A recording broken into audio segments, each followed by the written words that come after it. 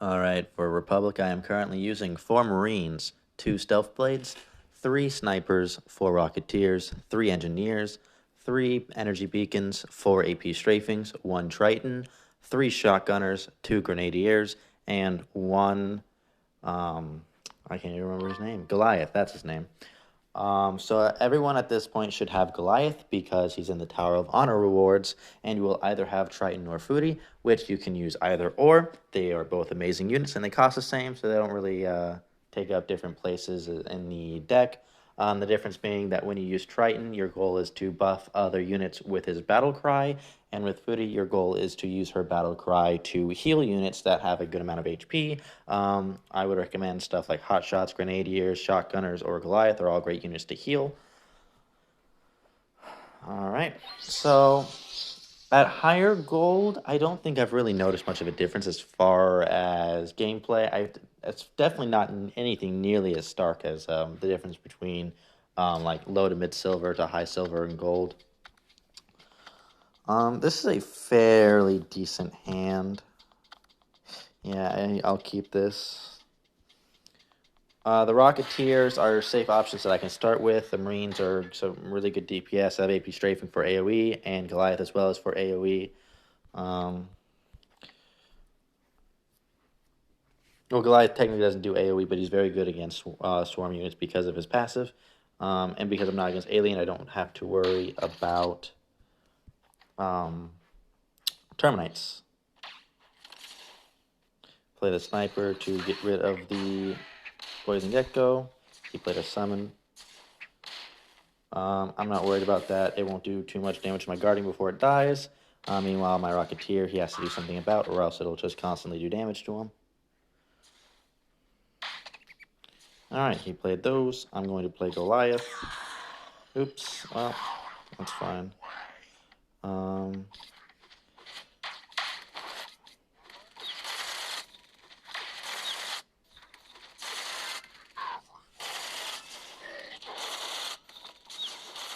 Okay. This should be fine. I'm going to play an Energy Beacon.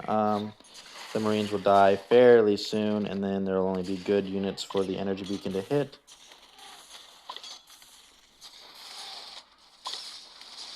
Actually, this might win the game. Oops, that is not where I wanted to drop those. But that's fine. He played that Igloom there. I think he was expecting his Trample to do more. I have Trample. I don't use him. He's garbage. The problem is he doesn't do AoE damage. And his active ability is subpar. So even though he's got a big amount of HP and his damage is decent for single target damage, when he's a big tank and he has no ability to do AoE damage, he just gets swarmed so easily. Like as you see there, those Marines and Rocketeers just kind of destroyed him, even though he had Clerics on him. So he thought that was probably going to do more, which is why he... I don't need 3 AP Strafings if I have a Shotgunner. So he probably thought that the Trample was going to live longer so that the Penguins would be able to do more work, but that's not how it worked out. And we're finally facing opponents in Diamond now. I don't have anything I would recommend, and really, I don't have anything I would say is a safe start, except for maybe I could try to bank the Sniper, or use a Shotgunner. Okay, push it is.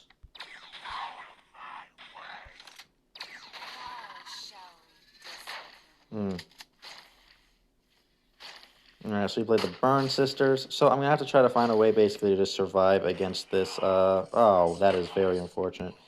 Against this Minor Mech.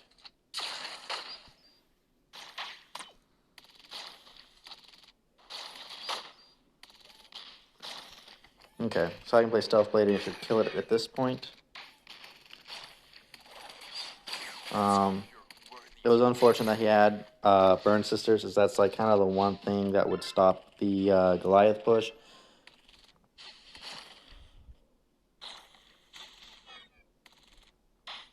Alright, get rid of the healers.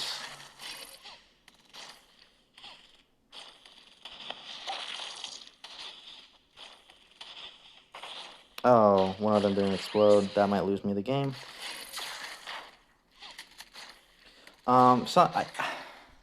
Minor Mech is one of those things that I forget exists because nobody uses it, really, at higher elo. But it is something you have to be careful for, because the beginning Minor Mech, if you don't play around it correctly, will lose you the game like this. You have to be able to... I kind of got bad luck on the things that I got back from the mulligan, so... But you need to be careful about being able to do a lot of damage really quickly when you're playing against Republic and Alien. I normally don't see minor mech in Alien. It's normally a Republic thing, so that kind of caught me off guard. But I'll be a lot more mindful of that now. This is a good hand.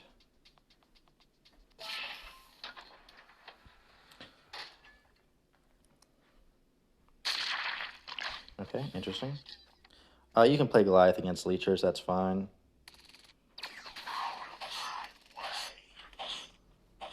I like playing Goliath against Leecher Den. I feel like it's a fairly good, play some Rocketeers to help him out. Oop, that was... I should have played them a lot earlier. Alright, and now I can play Energy Beacon.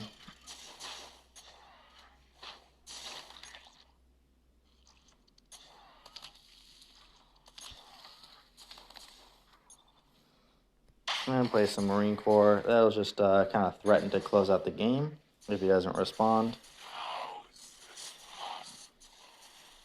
Which he isn't. So that's the game. I'm kind of confused because he should have had enough soul to respond to that one.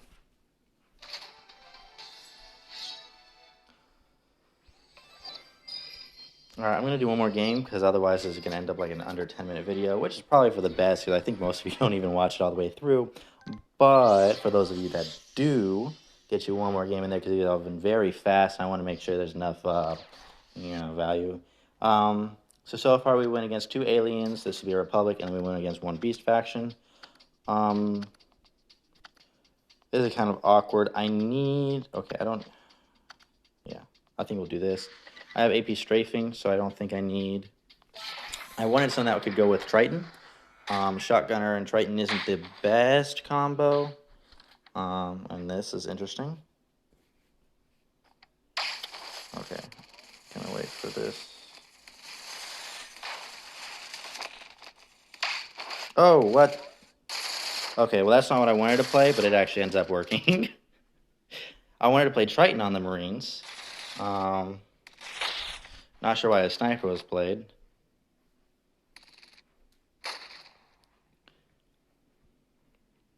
Alright, yeah, so the sniper's going to die because of the medics.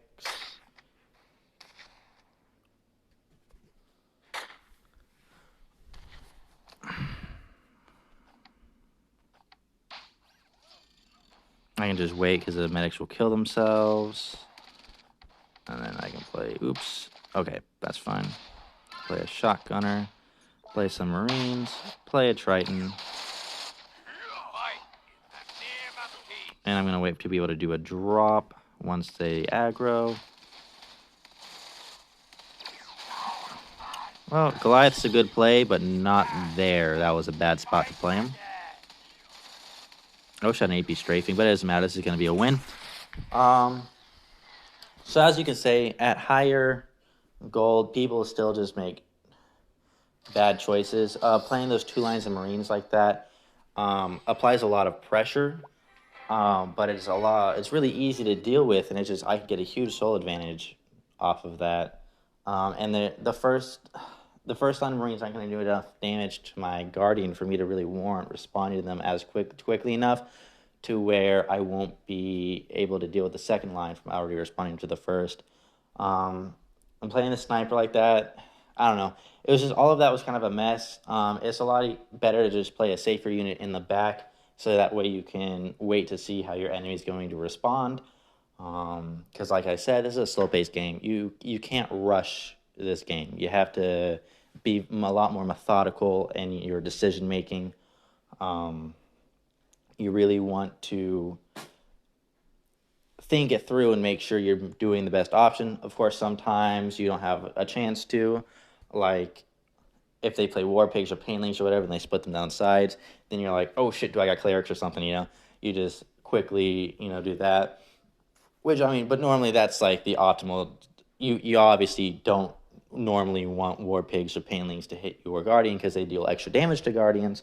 So, sacrificing 3 or less soul for a 3 soul Unit is a fine exchange. It's even. Like, it's hard to do better than that. But for the other than things like that, you really want to be able to think things through, which is why we play things in the back. It gives us more time to respond, and it also gives us more soul to respond. If you play a Grenadier all the way in the back at the start, and they don't play anything until the Grenadier gets to their side of the field, well, now you have 4 soul cost worth of units on the field, and you'll have 9 soul, which means your net value currently is 13 soul, whereas if they haven't played anything, the max they can have is 10 soul. So you're ahead by 3 soul in that instance. If somehow they use 1 soul to counter the Grenadier, then you'll be like even, but that's not really possible. So that in that sense, it's kind of fine.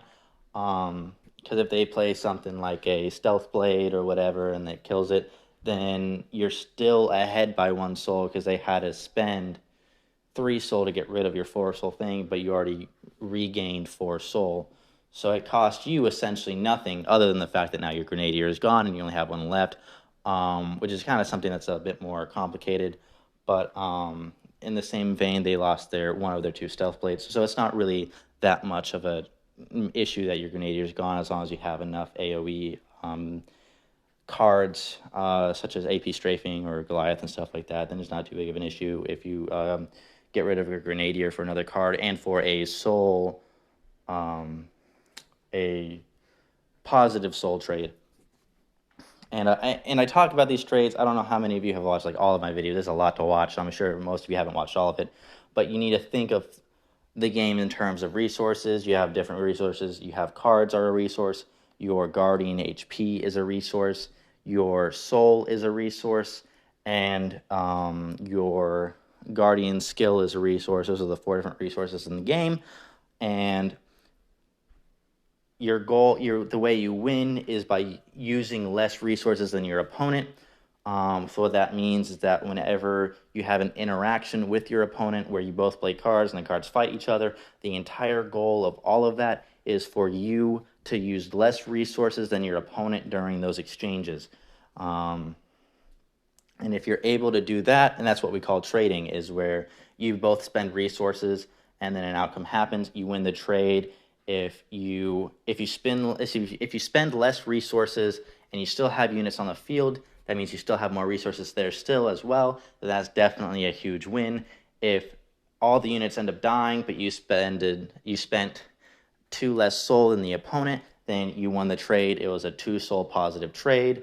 And the reason why you want to win trades like this is that it will get to the point where you will have 8 soul and the enemy will have 0 soul, so you can just start playing stuff and there's nothing they can do to stop you because they just don't have the resources to do so. And that is the simplest way to achieve a victory. Really the only way is just by getting a soul advantage. Of course, there's what we call cheese, where you can do things like some strats you can do in the beginning where you just rush the enemy and then they just are too slow-witted or whatever to respond correctly fast enough, and then you can win. But those are